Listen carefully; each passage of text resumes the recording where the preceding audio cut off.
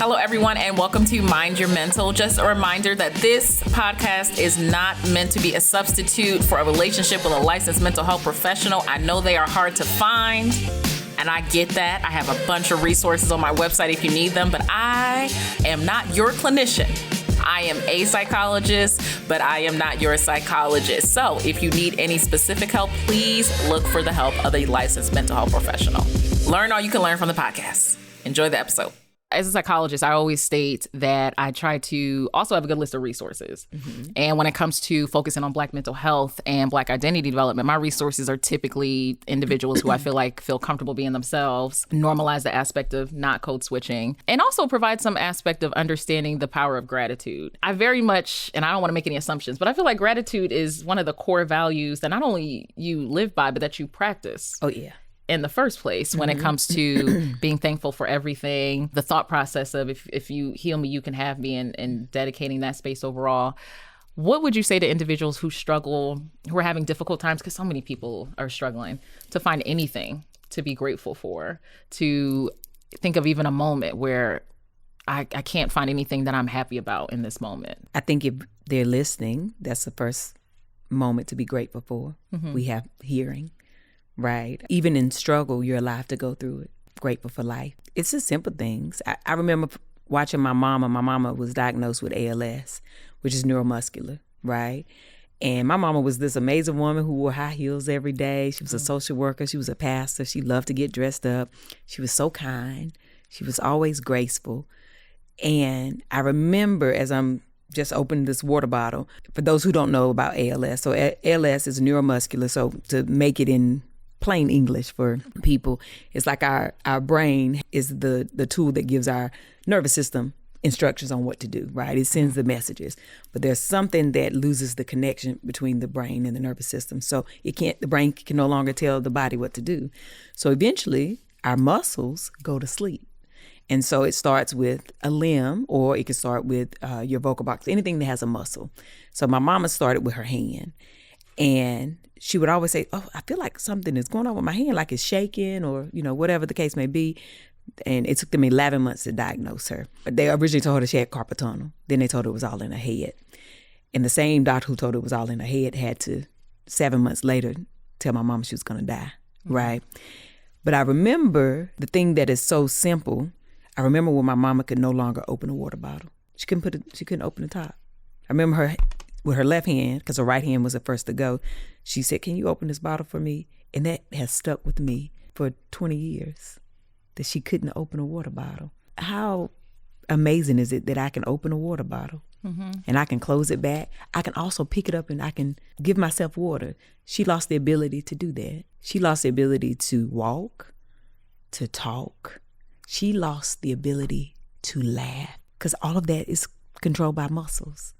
If we can laugh, if we can talk, she couldn't even cough, because that's controlled by muscles. So coughing would strangle her. We'd have to suction her. The simple things that our bodies naturally do, she lost the ability to do that. And so there's always something to be grateful for. I love that. I actually, I don't know if you know, I have a twin sister. Oh, you do? I didn't know that. I do. And my sister she is a Rolling Stone.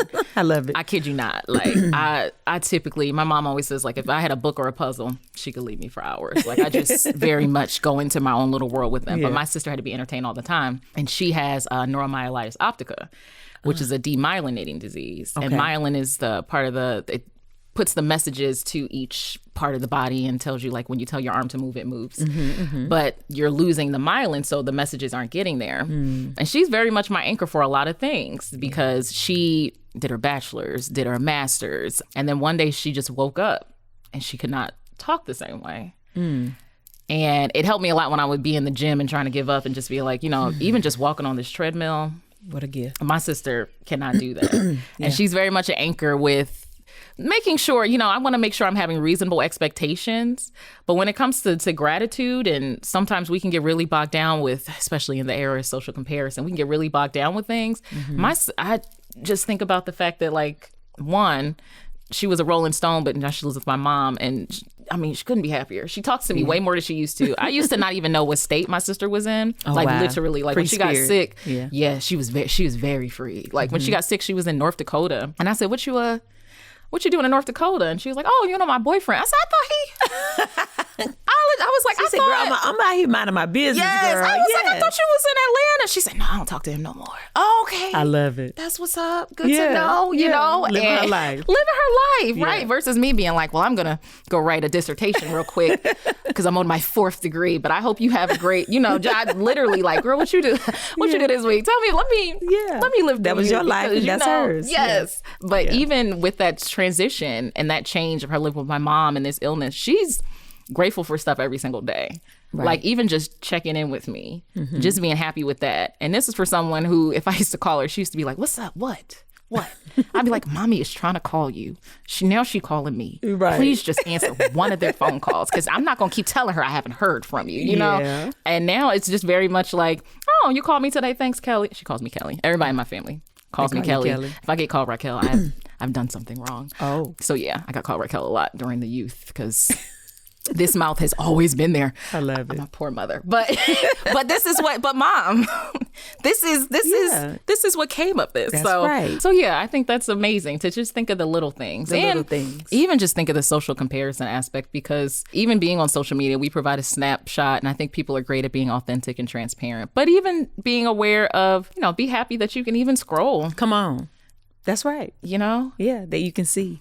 Hey everyone, just a reminder that Mind Your Mental is not just a podcast. It is also a amazing community, if I do say so myself. It's phenomenal. I mean, you get more access to me. What more could you want in this life? So if you want to join the community, if you're not already on the community, go to my social media. My social media is the same, Raquel Martin, PhD, and DM me the word community so you can get details on joining this amazing flipping community. You get more access to me, y'all.